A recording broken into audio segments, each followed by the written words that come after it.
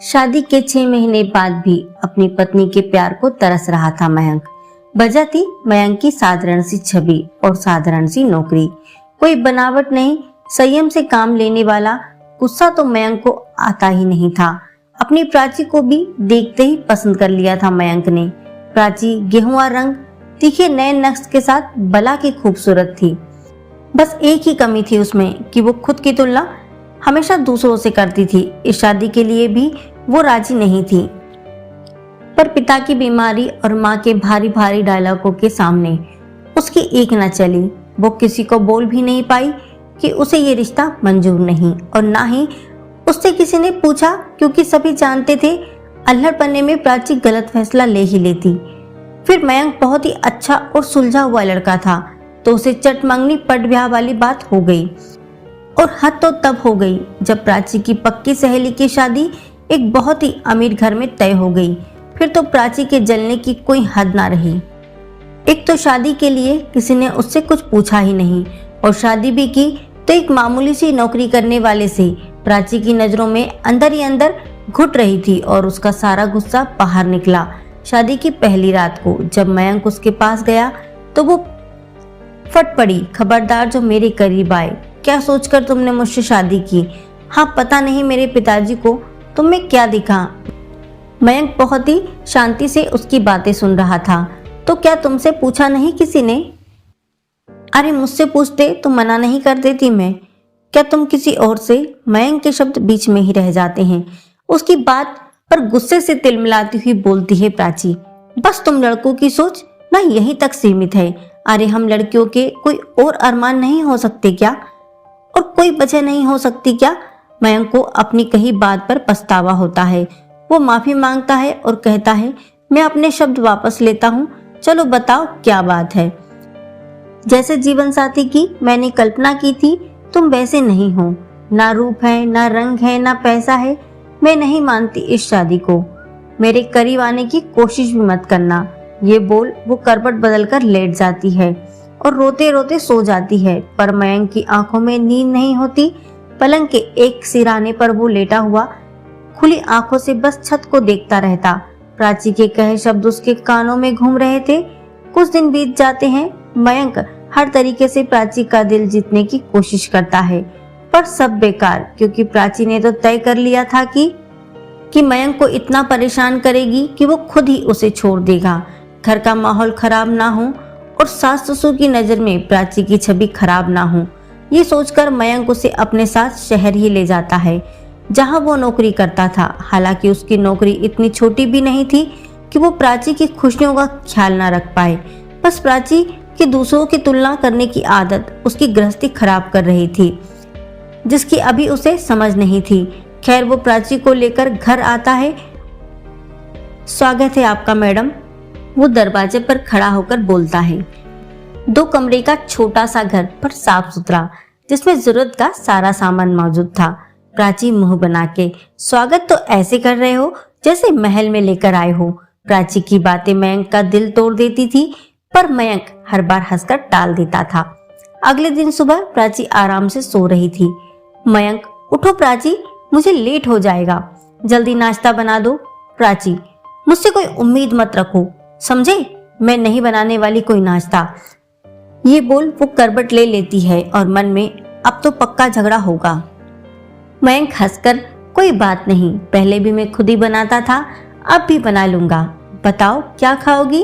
प्राची मन में, किस मिट्टी का बना है ये आदमी, कितना भी कुछ कह दो गुस्सा ही नहीं करता। मयंक, बोलो जल्दी, क्या खाओगी? जहर, प्राची बोलती है। अब जहर तो मुझे बनाना नहीं आता, उसके लिए तो तुम्हें खुद ही मेहनत करनी पड़ेगी। ये बोलकर वो हंसता हुआ किचन में चला जाता है। प्राची झल्ला जाती है उसकी बात पर वो उठती नहीं है। कुछ समय के बाद मयंक वापस आ जाता है। मैंने तुम्हारे लिए भी नाश्ता बना दिया है, ओके? ये बोल वो जल्दी से उसका माथा चूम लेता है और बाय करके चला जाता है। ये सब इतनी जल्दी होता है कि प्राची को कुछ समझ नहीं आता। आज मयंक ने पहली बार उसे छुआ था। एक मीठा सा एहसास उसके अंदर दौड़ गया, पर जल्द ही फिर से वही सब कुछ उसके दिमाग में घूमने लगा। वो उठती है और नहाकर तैयार हो जाती है। बाहर आकर देखती है टेबल पर नाश्ता रखा हुआ था और साथ में एक चिट्ठी भी। वो चिट्ठी पढ़ने लगती है।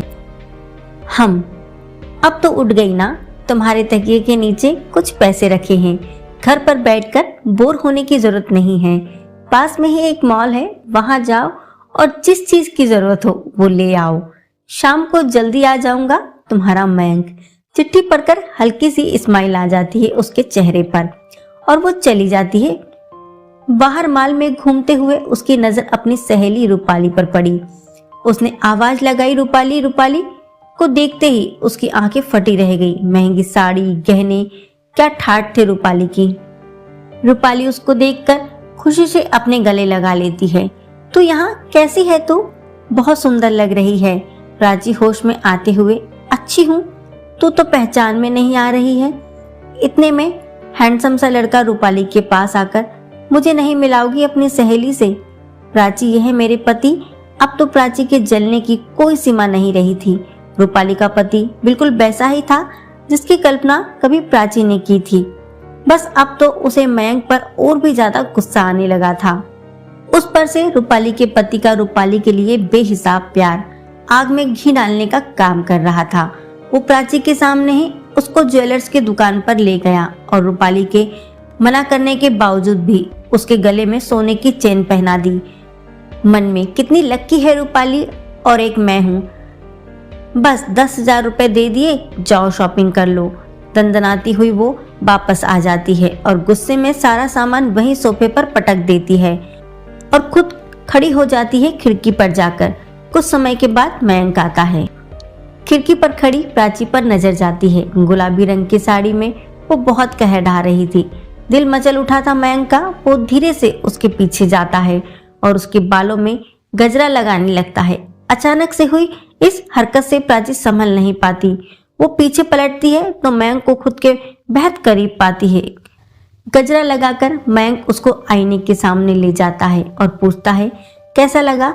गुस्से से अपने बालों से गजरा निकाल वो कूड़े में फेंक देती है और मयंक उसकी तरफ हैरानी से देखता है। ये लाए हो तुम मेरे लिए इतना मामूली सा तोहफा? खैर, मैं क्यों शिकायत कर रही हूँ, जबकि मुझे पता है इससे ज्यादा देने की औकात नहीं है तुम्हारी। उसका एक एक लफ्ज मयंक का सीना छलनी कर रहा था। उस पर भी प्राची का चेहरा अपने दोनों हाथों में लेकर, क्या हुआ प्राची, तुम क्यों हर समय ऐसा व्यवहार करती हो मेरे साथ? मैं तुमसे बहुत प्यार करता हूँ। मैं वो लाऊंगा तुम्हारे लिए जो तुम्हें चाहिए। दिन रात मेहनत करूंगा, तुम्हारा हर सपना पूरा करूंगा। बस तुम अपने दिल में थोड़ी सी जगह दे दो, मुझे थोड़ा सा प्यार दे दो प्लीज। ये बोल वो प्राची को अपने सीने से लगा लेता है, पर प्राची उसको दूर धकेल देती है। नहीं चाहिए मुझे तुमसे कुछ भी। दम घुटता है मेरा इस घर में, इस रिश्ते में। आजाद होना चाहती हूँ मैं तुमसे। तलाक चाहिए। बोलो, दे सकोगे? उसकी बातों से मयंक की आंखों में आंसू आ जाते हैं। दिल बुरी तरह टूट जाता है उसका। ठीक है, अगर तुम्हारी यही इच्छा है तो यही, बस मुझे थोड़ा टाइम दो। जल्द ही मैं तलाक के पेपर तैयार करवाता हूँ। ये बोल वो घर से बाहर चला जाता है और प्राची वहीं बैठे रोने लगती है।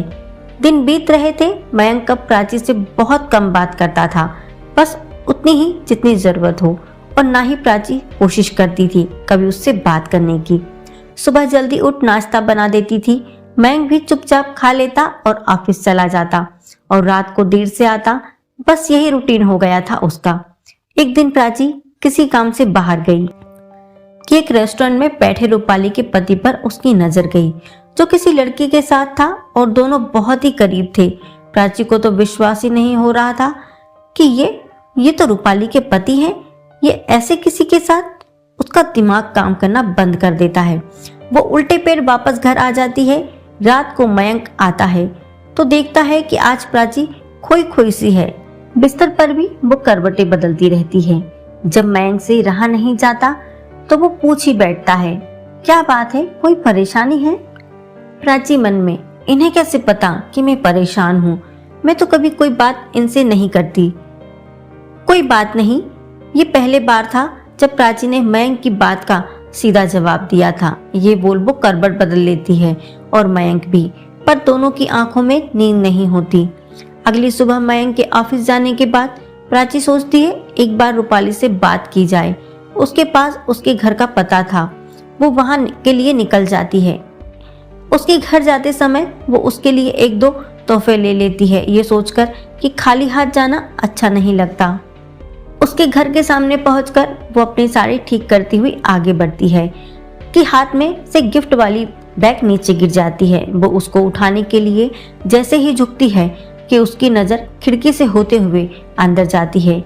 अंदर रूपाली अपने पति पर चिल्ला रही थी, आपके किसी और लड़की के साथ संबंध है, शर्म नहीं आई आपको? अभी उसकी बात पूरी ही नहीं हुई थी कि एक चाटा मुंह पर पड़ता है। रूपाली का पति उसका मुंह दबाते हुए, औकात में रहे अपनी, समझी? अरे थी क्या तू? मेरे साथ शादी करने के बाद तेरी पहचान बनी है। ये महंगे कपड़े, ये जेवर, ये शानो शौकत कभी सोचा था सपने में भी? नहीं ना। यहाँ रहना है तो सब बर्दाश्त करना पड़ेगा। बाहर खड़ी प्राची को लगता है कि ये चाटा उसके मुंह पर मारा है, उसकी सोच पर मारा है। इतने में रूपाली एक जोरदार थप्पड़ खींचकर अपने पति के मुंह पर मारती है, और सारे गहने भी, ये रखो अपने गहने अपने पास।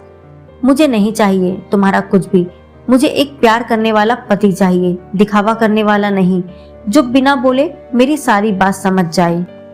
ऐसा जीवन साथी चाहिए मुझे, और उसके साथ में झोपड़ी में भी रह लूंगी, समझे? ये बोल रूपाली अपने पति का घर छोड़ चली जाती है और प्राची अपने घर। सैकड़ों विचार उसके मन में घूम रहे थे। आज एहसास हो गया था उसको कि वो कितना गलत कर रही है। आज मयंक के लिए इज्जत बढ़ गई थी उसके दिल में। आज उसको समझ आ गया था कि जीवन साथी पैसों वाला ना सही, पर प्यार करने वाला होना चाहिए। उसे खुद पर बहुत गुस्सा आ रहा था, आत्मा धिक्कार कर रही थी उसकी। उसने सोच लिया था कि मयंक से अपने किए हुए पर माफी मांग लूंगी, उसके बाद मयंक जो भी सजा देगा वो भी सह लूंगी। ये सोचते हुए वो घर पहुंच जाती है। आज पहली बार ये घर उसे अपना लग रहा था। जल्दी से खाना बनाकर वो मयंक का इंतजार करने लगती है। मयंक घर आता है, वो थका हुआ सा सोफे पर बैठ जाता है कि प्राची उसके सामने जाकर पानी। मयंक हैरानी से उसकी तरफ देखता है। इससे पहले कभी प्राची ने उसकी तरफ इतना ध्यान नहीं दिया। वो पानी का ग्लास ले लेता है। वैसे मेरे पास भी तुम्हारे लिए कुछ है। प्राची एक टक उसकी तरफ देखती है। वो अपने बैग में से तलाक के पेपर निकाल उसके हाथों में रख देता है। प्राची को एक धक्का लगता है। मैंने अपने साइन कर दिए हैं, तुम भी कर दो और तैयारी करो। कल रात को ही मैं तुम्हें तुम्हारे घर छोड़ आऊंगा और तुम्हें किसी को भी कुछ कहने की जरूरत नहीं है। मैं सारा इल्जाम अपने ऊपर ले लूंगा।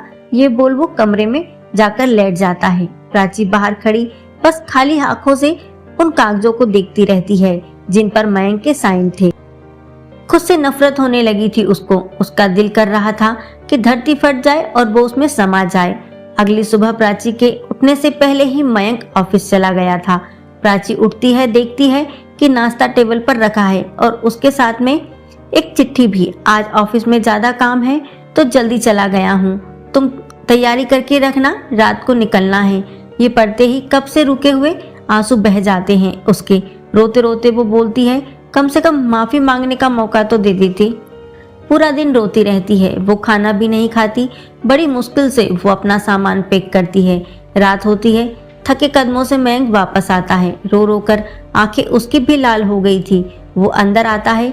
बाहर सोफे पर ही प्राची बैठी होती है, चेहरा मुरझाया हुआ था। मयंक उसकी तरफ बिना देखे, सारा सामान रख लिया ना, कहीं कुछ रह तो नहीं गया? प्राची मन में, मेरा दिल रह गया है तुम्हारे पास मयंक। प्राची के पास जाकर चले वो सामान उठाकर आगे बढ़ता है। प्राची उसका हाथ पकड़ लेती है। मयंक के कदम रुक जाते हैं। वो पीछे मुड़कर देखता है। आंसुओं से भीगा हुआ प्राची का चेहरा नजर आता है उसको ऐसे देख मयंक के दिल में एक टीस सी उठती है। क्या बात है, कुछ चाहिए क्या? प्राची का सर जवाब दे जाता है। वो रोते रोते उसके सीने से लग जाती है। मुझे माफ कर दो प्लीज, मुझे खुद से दूर मत करो। मुझे समझ में आ गया है कि पैसों से ज्यादा प्यार जरूरी है। मुझे एक मौका दो। मुझे तलाक नहीं चाहिए, नहीं चाहिए मुझे तलाक। रोने की वजह से उसकी आवाज साथ नहीं दे रही थी। उसके आंसू मयंक की कमीज को भिगो रहे थे और बेचैन कर रहे थे मयंक को। जिस प्यार का इंतजार मयंक इतने दिनों से कर रहा था, वो आज उसको महसूस हो रहा था। उसकी आंखों से भी आंसू गिर रहे थे। वो कसकर प्राची को अपने सीने से लगा लेता है और रोते हुए बोलता है, फिर से छोड़कर जाने की बात तो नहीं करोगी ना, वरना मैं मर। प्राची उसके होठों पर अपने हाथ रख देती है, फिर उससे हल्का सा दूर होकर, खबरदार जो दोबारा तुमने ऐसी बात की तो। मयंक मुस्कुराकर उसकी तरफ देख रहा था। उसको अपनी तरफ एकटक देखता पाकर प्राची शर्मा गई, अपनी पलकें झुका लेती है। मयंक उसको अपने करीब ले लेता है। प्राची के हाथ उसकी कमर पर कस जाते हैं। आज सही मायने में मिलन हुआ था दो आत्माओं का। मयंक के प्यार, सब्र और त्याग की जीत हुई थी आज। दोस्तों, आपको ये कहानी कैसी लगी कमेंट में ज़रूर बताइएगा, और अगर आपको ये कहानी अच्छी लगी तो please like, share and subscribe जरूर करें। जय हिंद, जय भारत। फिर मिलेंगे अगली कहानी के साथ दोस्तों। वंदे मातरम।